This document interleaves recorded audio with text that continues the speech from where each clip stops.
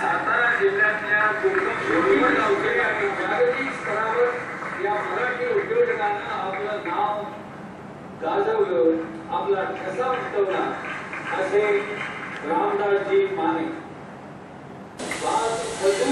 ते जागतिक स्तराचा उद्योजक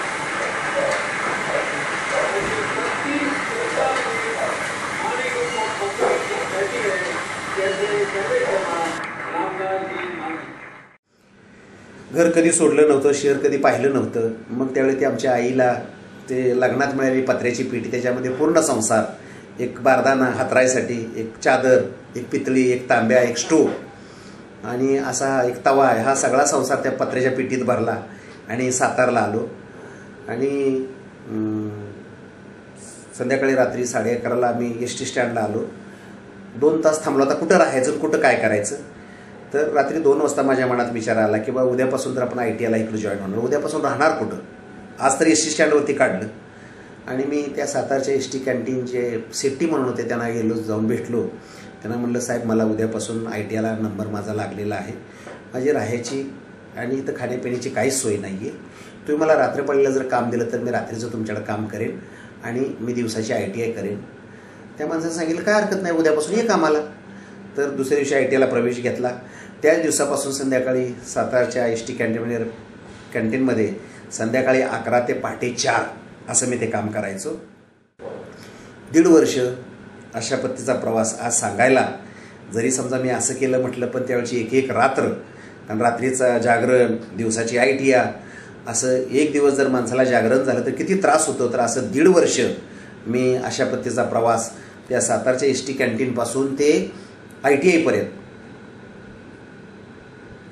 पर्यंत जवळजवळ 7 किलोमीटरचा जो प्रवास होता तो पायी चालायचो. आणि अशातनं माझं 2 वर्षाचं ITI ट्रेनिंग पूर्ण झालं. मी ITIला पहिला आलो, मला 88% मार्क पडले. आणि त्यावेळी मग मला ITIनी 3 कॉल दिले, महिंद्रा अँड महिंद्रा पुण्याचा, रिचेशन्स कोडास मुंबईचा आणि कुपर इंजिनिअरिंग म्हणून सातारोडचा. आता पुण्यात पहिला कॉल मिळाल्यानंतर माझ्याकडे काही पैसे नव्हते. आता काय करायचं, कसं जायचं. तिथून माझ्या आजोळी पुशेगावच्या शेजारी रणसिंगवाडी म्हणून आहे, मी आजोळी सायकलवरती गेलो आणि आजीला म्हटलं आजी मला पुण्याला जायचं आहे, मला 20 रुपये उसने पाहिजेत. तर आजीने सांगितलं बाबा माझ्याकडे तर नाहीत, कारण त्यावेळी 20 रुपये म्हणजे मोठे वाटायची. ही गोष्ट आहे 77-78 मधली. आजीकडं जिद्द करून बसलो की आजी मला जर तू 20 रुपये जर नाही दिले तर मी जेवणार पण नाही आहे. आणि तो जो बाळ हट्ट धरून बसलो. शेवटी आजी काकुलतीला आली आणि आजीने सांगितलं बाळा मी उद्या कुठून तरी उसने करते, तर तो जेव. आजी म्हणलं वचन दे. आजी म्हटली देते बाळा, मी उद्या बघून आणून तुला नक्की देते. त्याच्यानंतर माझा खरा जीवनाचा उत्कर्ष चालू झाला. आजीने वचन दिलं, मग मी जेवलो. आजीने सकाळीच उसने करून 20 रुपये गोळा केले आणि सकाळी 10 वाजता माझ्या हातात ठेवले. आजीनं ते फडक्यात बांधलेली भाकरी, चटणी बरोबर घेतली, सायकलला टांग मारली आणि पुन्हा सातारला आलो. आईनं दिलेली पत्र्याची पेटी, त्यातला तो संसार, तो सगळा ती पत्र्याची पेटी डोक्यावर घेतली. एस.टी. स्टँडला पुन्हा गेलो आणि पुण्याला आलो. महिंद्रा सिंटरमध्ये माझ्या अप्रेंटिसशिपसाठी इंटरव्ह्यू झाली आणि त्या इंटरव्ह्यूमध्ये त्यांनी जेवढे काही प्रश्न त्याची सगळी उत्तरं दिली आणि त्या इंटरव्ह्यू घेणाऱ्या लोकांनी सांगितले की आम्ही तुम्हाला कळवतो म्हटल्यानंतर मी त्या इंटरव्ह्यू घेणाऱ्या टीमला म्हटलं की साहेब मी माझ्या आजीकडून 20 रुपये उसने घेऊन आलो आहे, 12 रुपये खर्च झाले आणि तुम्ही मला जर परत कळवलं तर साहेब परत माझ्याकडे यायला पैसे नाही, तर तुम्ही मला नाही म्हटला तरी चालेल, पण जे काय आहे ते आत्ताच सांगा. त्यांनी सांगितलं की हे पहा आम्हाला अजून 8-10 लोकांचे इंटरव्ह्यू घ्यायचे आहेत, जो पण आमचे इंटरव्ह्यू सगळ्या संपत नाही तो पण आम्ही निर्णय देत नाही आहे. तुम्ही असं करा, तो पण आमच्या कॅन्टीनला जाऊन जेवण करून या आणि 5 वाजता तुम्ही या. ज्यावेळी माझं हे स्पष्ट बोलणं आणि त्याच्यातनं 5 वाजता ज्यावेळी मला परत बोलवलं तर त्यांनी डायरेक्ट माझ्या हातात अप्रेंटिसशिपचं 100 रुपये स्टायपेंडचं लेटर हातात ठेवलं आणि मग त्याच्यानंतर ते पत्र खिशात घातलं. डोक्यावरती ते आमच्या आईची जी पत्र्याची पेटी ज्याच्यात माझा सगळा पूर्ण संसार होता तो डोक्यावर घेऊन जिकडं रस्ता दिसेल तिकडं चालत निघालो. रस्त्याने जाता गवळी मात्याला पाण्याची टाकी लागली आणि आता त्या टाकी लागल्यानंतर तिथं जाऊन म्हटलं विचारावं की बा आपल्याला आजच्या दिवस इथं राहायची सोय होईल का. त्या वॉचमनला जाऊन मी म्हटलो की अशा नसं मला इथं अप्रेंटिसशिपसाठी संधी मिळालेली आहे, माझी इथं राहायची सोय नाही आहे, तुम्ही मला ह्या टाकीच्या खाली आजच्या दिवस राहू द्याल का. तर ते म्हटलं राहा ना खुशाल. मग त्याच्यानंतर पुढं बोलायला लागलो की बा मला इथं जर कायमचं राहायला दिलं तरी महिन्याला तुम्हाला 10 रुपये देईल आणि माझी काही इतकं सोय नाही आहे, तुम्ही मला तर संधी दिली तर बरं होईल, तर मला खुशाल राहा. मग असं त्या 100 रुपयाच्या स्टायपेंडमध्ये महिन्याला 100 रुपये मिळते, त्यातले वॉचमनला 10 रुपये द्यायचो.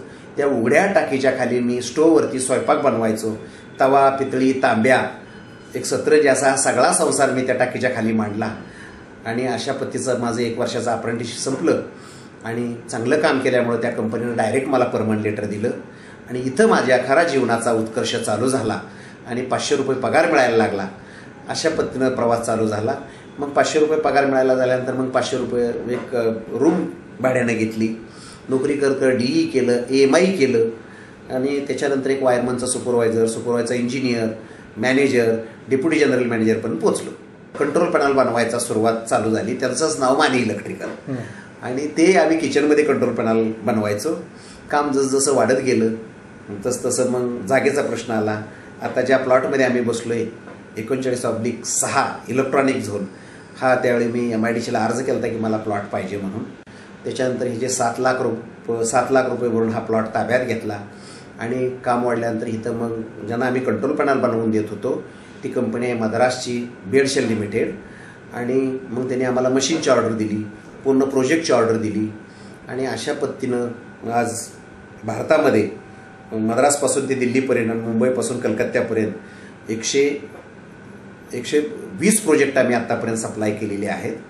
बाहेरच्या 45 देशामध्ये Sri Lanka, Saudi Arabia, Nigeria, Kenya, Botswana, South Africa, Tanzania, Ethiopia, Uganda, Dubai, ras al Khaimah, Fujairah, Sharjah, Iran, Iraq, अशा अमेरिका आणि जर्मनी अशा 45 देशामध्ये 352 प्रोजेक्ट आणि 10,900 थर्माकोलच्या मशिनरी अशा आत्तापर्यंत सप्लाय केलेली आहेत. मशीन आता आपण जर्मनीला 2010 जे डुसलड्रॉफमध्ये एक्झिबिशन असतं त्यासाठी हे घेऊन चाललेलं आहे. त्याचं हे काम आता वर्क इन प्रोग्रेसमध्ये आहे. तर साधारणतः अजून याला 3 आठवडे लागतील. याची कॅपॅसिटी हे जे मशीन जे आहे 1.4 बाय 1.2 मीटर आणि 1 मीटर स्ट्रोक साईजचं मशीन आहे. मस्कतच्या राजाला जगातला सर्वात मोठा प्रोजेक्ट आम्ही जो दिला तो गिनीज बुक ऑफ वर्ल्ड रेकॉर्डमध्ये आला आणि जगातलं सर्वात मोठं थर्माकोल बनवायचं मशीन म्हणून लिम्का बुक ऑफ रेकॉर्डमध्ये आलं. महाराष्ट्र शासनाचे, केंद्र सरकारचे असे बरेचसेच पुरस्कार मिळाले. महाराष्ट्र शासनाचा प्रथम पुरस्कार मिळाला, बेस्ट DICकडून मिळतो तो, तर प्रथम पुरस्कार तो मिळाला. ITCकडून बेस्ट एक्सपोर्टचं अवॉर्ड मिळालं. सगळं थर्माकोल ह्याच्यामध्ये सँडविच केलेलं आहे आणि साईडनं कॉन्क्रीटचा थर दिलेला आहे 25-30 mm आणि मध्ये थर्माकोल त्यामध्ये वजनाला हलकं झालं. त्याला वरती हुक आहे, तुम्ही एका जागेपासून दुसऱ्या कुठं पण तुम्ही ते हलवू शकता. तसा तो कन्सेप्ट आहे त्या तिकडं रेडीमेड घर, फक्त 4 तासाचं रेडीमेड घर. आता इथं ते घर नेमकं डिस्पॅच केलेलं आहे. त्या तिथं घर पण आहे. पॉलिस्टाईन म्हणतात, जर्मनीमध्ये स्टायरोपोर म्हणतात, श्रीलंकेला रिजिफोम म्हणतात, दुबई, रासल खैमा, फुजेराला पॉलिस्टाईन म्हणतात. तर अशी वेगवेगळी नावं बांधकामामध्ये, शॉर्टफॉर्ममध्ये त्याला EPS, इलेक्ट्रॉनिक इंडस्ट्रीमध्ये पॅकिंग, फिश एक्सपोर्टसाठी, व्हेजिटेबल एक्सपोर्टसाठी, फ्रुट्स एक्सपोर्टसाठी, कोल्ड स्टोरेजसाठी असा प्रचंड प्रमाणात त्याचा उपयोग होतो. निश्चितपणे आज मला आनंद वाटतो किंवा जी काय माझा जो प्रसंग आहे किंवा काय ह्या नवीन पिढीला की त्यांना निश्चितच प्रेरणा देणारा आहे. त्यांनी पण जिद्द ठेवावी, कष्ट करावं आणि त्यांनी रामदास मानेच्यासारखं मोठे उद्योजक व्हावं. मला त्याच्यात फार मोठा आनंद वाटेल.